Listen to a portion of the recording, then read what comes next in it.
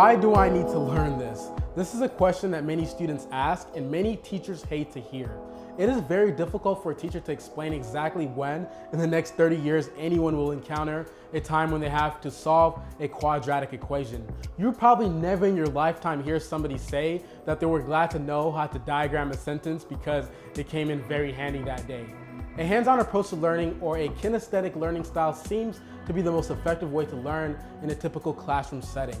Today, it is quite common for schools to implement a project-based learning program. Students will be exposed to real-life situations that incorporate the skills needed to successfully advance through the course, but at the same time, completing a project task that would be used in everyday situations. This allows students to make their assignments meaningful. When students have a purpose for doing something, they will put forth more effort and realize its worth. Every single assignment does not necessarily need to be a project or attached to a real-life skill. Instead, group the skills that go together into one project. For example, if you had to teach about air pressure to a group of middle school students, you may incorporate a science experiment with a science report. The student will use the material and set of instructions to complete a science experiment related to the air pressure.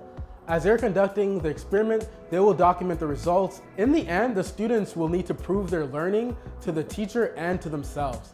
Typing out an explanation about what they learned will secure this project. Another example to make learning more interactive for students is to recreate a small-scale model of a historic event like a battle. Providing a visualization will allow students to analyze the strategies and outcome of the battle or even event. Typed labels or short explanations on note cards of various parts of the model should be marked so that anyone could understand the significance and aspects of the historic event. As a matter of fact, the kinesthetic learning style incorporates many other learning styles into one style.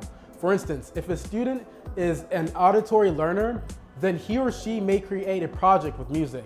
The physical or kinesthetic learning style allows students to learn better and understand each skill's significance as it's related to their life.